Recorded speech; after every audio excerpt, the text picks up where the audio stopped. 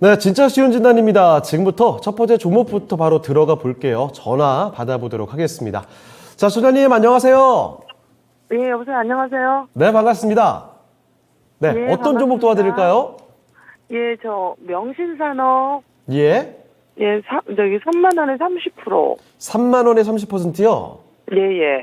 이거 그러면 손실을 꽤 많이 보고 계신데, 이 매수 시점이 혹시 언제쯤이세요? 1월 16일인가 그러니까 29,780원인데 그냥 3만 원으로 한 거예요. 예, 알겠습니다. 자, 그러면은, 매수 하시자마자 바로 떨어지기 시작했네요. 네. 예, 상당히 좀 아쉽습니다. 사실 뭐 자동차 부품, 자동차 쪽은 계속해서 주가가 좀 내려가서 갖고 계신 분들이 정말 마음이 좀 많이 어려우실 텐데, 자, 지금 가장 궁금하신 점이 어떤 점이십니까? 이거 저기 언제쯤 반등하는지 이거 예. 그냥 가지고 있어도 되는지 그런 거 다 전반적으로 알고 싶어서요. 알겠습니다. 그 답답한 마음 한번 지금부터 지금 탈출구를 좀 모색해 보도록 하겠습니다. 잠시만 기다려 주세요. 예, 감사합니다. 예. 자, 박준현 운용력과 함께 종목 진단해 보겠습니다. 자, 운용력님, 명신산업입니다. 뭐 3만 원에 지금 30%이 정도 갖고 계시다는데, 사실 뭐 이 관련된 종목군들 갖고 계신 분들 마음이 다 똑같을 것 같아요. 도대체 자동차 언제 오르냐 이건데 어떻게 보십니까? 매사는 뭐 자동차보다는 테슬라 관련 종목이니까. 그렇죠. 예, 예. 예. 근데 지금 테슬라 주가는 최근에 약간 조정받았지만은 예. 사상 최고치까지 갔지 않습니까? 이거는 별로 제가 보기에는 비전이 없어요. 자동차 같은 게 예컨대 현대차라든가 기아차에 부품을 공급한 회사다 그러면 최근에 예. 자동차 회사 같은 경우 차량용 반도체 부족으로 인해 가지고 생산 차질로 인해 가지고 실적이 안 좋으니까 네. 생산 차질이 풀리면 현대차, 기아차가 실적이 좋아지면서 부품 회사들도 실적이 좋아질 거다. 네. 그런 기대감이 있지 않겠습니까? 사실 뭐 주가 흐름도 거의 똑같이 갔잖아요. 지금. 그렇죠. 근데 예산은 이제 전기차 쪽이거든요. 특히 예. 테슬라 쪽과 관련된 핫스탬핑이라고. 네. 핫스탬핑이 이제 차량 경량화 관련 쪽이거든요. 네. 그건 아마 950도씨에서 확 달고 가지고 갑자기 급속 냉각시켜서 네. 가볍게 해가지고 그런 공법이거든요. 예, 예. 이거와 관련해서 이제 테슬라 쪽에 제가 알기로는 50% 넘게, 그다음에 현대차 그룹의 40%, 두 개 회사예요. 네. 두 개 회사의 전기차 판매량과 관련해 가지고 실적이지 않습니까? 그러면 자, 현대차, 기아차도 굳이 꾸준히 그래도 전기차 판매량이 증가되고 있고 테슬라도 계속 지금 판매량이 연평균 한 30%가 증가되지 않습니까? 네. 그러면 예사도 실적이 좋아져야 되잖아요. 어떻게 되든 간에. 그렇죠. 그렇죠. 실적이 매출액 성장을 되면서. 근데 그게 안 되니까. 왜 이렇게 반영이 안 되죠? 이렇게 안 되니까 이제 주가가 못 가는 거죠. 예. 차트를 보고 계시는데 지금 거의 오늘도 신저가거든요. 근데 제가 이제 이런 얘기를 합니다. 올해 시장 자체는 경기 민감지구 관련 종목들의 경기 회복 속도에 따른 차별하고 네. 그다음에 성장주들은 금리 인상 국면이기 때문에 성장주가 아무래도 금리 인상 국면에 피해주로 인식하고 있지 않습니까? 그렇죠. 이들 관련 기업들은 옥석이 가려질 거다. 이게 실적 성장주 같은 경우는 실적이 따라주면 주가는 완만하게 가는 거고요. 대표적으로 2차전지 소재 관련 종목 중에서 실적이 따라준 종목들은 이렇게 주가 안 빠지거든요. 네. 정도의 차이는 있겠지만은 많이 올라와서 쉬었다 갈 수 있겠지만 계속 실적은 계속 우상향하니까 갈 수가 있습니다. 근데 명신산업은 그게 아니라는 거죠. 자, 실적을 자 보여드리면 자, 회사의 연간 실적을 보시게 되게 되면 일단 매출액은 성장을 해요. 저는 이게 더 문제라고 보고 있는 쪽인데 회사 보시게 되면 2019년도에 596억 영업이익이었지 않습니까? 매출액 7,700억, 그 다음에 2020년도에 662억, 단기 순수실이 800억 나왔고 영업이익으로 번다한다는 거. 작년도는 565억으로 역성장을 했어요. 앞서 얘기했다시피 작년도 같은 경우는 테슬라가 전기차 판매량 자체가 거의 한 30% 성장했기 때문에 네. 매출액은 그만큼 증가를 한 25%, 30% 증가를 했어요. 근데 문제는 뭐냐? 영업이익이 안 따라줬다는 것 자체는 무슨 말이에요? 이 회사 제품에 대한 경쟁력이 별로 시장에서 없다는 거죠. 네. 근데 매출액 증가만큼 당연히 영업이익도 따라가야 되는데, 근데 일부에서는 이제 그런 얘기를 합니다. 작년도 회사가 4분기 때 영업 적자가 났지 않습니까? 네. 영업 적자 90억 적자가 났는데 그냥 작년도 재작년 4분기에는 영업이익 226억 났거든요. 4분기가 비수기는 아니라는 거죠. 매출액도 거의 2020년도 4분기에 비해서 거의 30% 가까이 증가됐음에도 불구하고 영업 적자가 났다. 그러면 앞서 제가 얘기했던 대로 테슬라 쪽에 들어가는 현대차에 들어가는 이 핫스테이핑과 관련된 제품 자체가 별로 제품에 대한 경쟁력이 없으니까 네. 단가 할인 압력을 받은 게 아닌가 이렇게 예상해 볼 수가 있는 거고 예. 일각에서는 작년도 4분기부터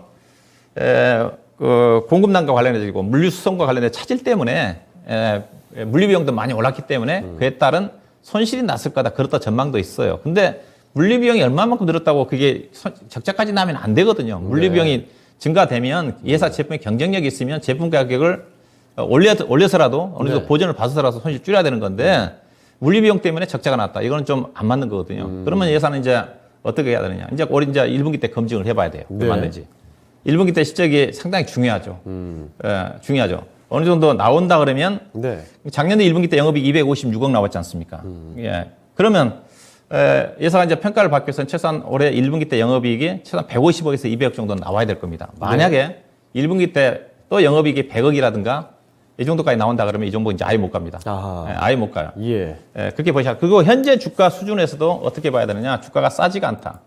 이 회사 시가총액이 1조 1000억입니다. 1조 1000억이면 일단은 작년도 밸류로 보게 되게 되면 주당 EPS가 800원입니다. 네. 우리 시청자님이 3만 원에 사셨으니까 PER 기준에서 거의 35배에 산 거예요. 네. 자, 그러면 이건 사서는 안 되는 거거든요. 우리 시청자님이 아마 1월 달 말에 샀다는 것 자체는 예사 2월 달에 그 4분기씩 발표가 됐으니까 그 모르고 샀을 수는 있어요. 예. 근데 그 시점에서 딱 보게 되게 되면 전망치가 나와 있으니까 자, 부품회사가 PER이 35배다. 그러면 사서는 안 되거든요. 왜냐하면 양극재 관련, 소재 관련 기업들은 꾸준한 실적이 증가되니까 PER 뭐 네. 2023년도 작년도 같은 게 2023년도 기업 PER 뭐 40배 정도까지 평가를 받을 수가 있는 게 부품 종목 그렇게 평가 못 받거든요. 네. 부품 종목은 현재 부품 종목들이 대표적으로 제가 보기에는 전기차 관련해 가지고 본다 하더라면 신흥 SC라는 회사를 보시면 알 수가 있을 것 같아요. 예. 배터리 팩 만들 회사 하잖아요. 최근에 주가 급등했다가 좀 쉬고 있는 쪽인데 예사 PR이 지금 12배, 3배 정도 될 겁니다. 네.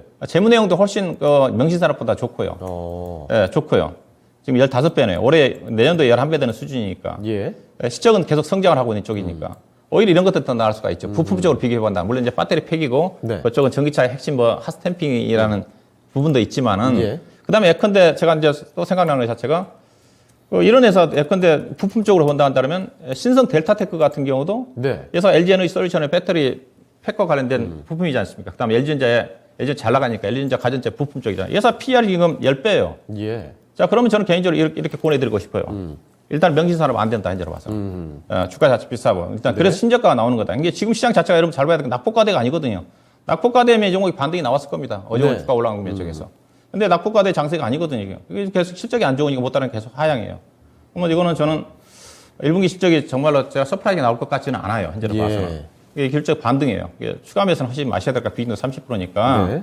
매도하셔가지고 오히려 저는 앞서 얘기했다 찬다 그러면 전기차 쪽을 본다 한다면 신흥 SC라든가 신성 델타테크라든가 그들 종목은 실적 성장을 하니까 벨차 예. 싸니까 부품 쪽으로 본다 넓게 본다 한다면 그쪽으로 교체하는 전략이 좀 필요하지 않겠는가. 그래서 추가 매수는 하지 마시고 일단은 기술적으로 맥시멈 나올 수 있는 가격이 이제 우리 시청자님 샀던 가격이 아마 3만 원대 매물층 집중돼 있을 겁니다. 그렇죠? 예. 29,000에서 3만 원대 매물층 집중돼 있어요. 네. 이 가격에 사신 거잖아요. 지금 3만 원 그렇죠, 정도 있어요. 그렇죠. 여기서 사신 거거든요.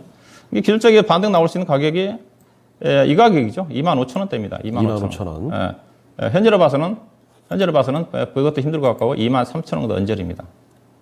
만약에 이제 앞서 얘기했다시피 1분기 실적이 예상했던 대로 작년도 200억 정도 수준이 나온다 한다면 네. 주가는 26,000원 이상까지는 올라올 수 있어요. 그렇지 않고 앞서 얘기했다 실적이 안 좋게 나올 가능성은 반반이라고 보고 있는 쪽에 근데 그 예. 주가는 기술적 반등 나온다 한다 하더라도 23,000원 정도 언저리입니다. 그래서 비중이 30% 정도 되시는데 주가 예. 매수는 하지 마시고 일단은 저는 개인적으로 23,000원대에서 교체 매매 안 하신다 한다면 가져가는데 일단은 23,000원 정도를 목표 주가로 보시고 가급적 손절하셔서 다른 종목으로 교체하는 전략이 필요하지 않겠는가 그렇게 말씀드려야 될 것 같습니다. 네. 자, 시청자님 조금 아쉽게 느끼실 수도 있겠습니다만 차트상으로 봤을 때 많이 내려간 종목이라 이제 오르겠지라고 생각이 드실 수도 있어요. 그런데 사실 지금도 싸지 않다는 겁니다. 자, 그래서 이 아무래도 종목을 좀 교체하는 쪽이 좋지 않을까 말씀을 해주셨는데 기술적인 반등은 가능할 것 같아요. 한 23,000원 부근 만약에 1분기 실적이 잘 확인되면 26,000원대까지 반등이 가능할 수도 있겠지만 일단은 23,000원 정도에서 다른 종목군으로 교체를 해보시면 어떨까 이런 말씀을 주셨습니다. 답변 되셨습니까? 네, 감사합니다. 네, 기운 되시고요. 다음에 또 전화 주세요. 네, 감사합니다. 네. 자, 이렇게 첫 번째 전화 종목 진단이었습니다. 명신산업 진단을 도와드렸습니다.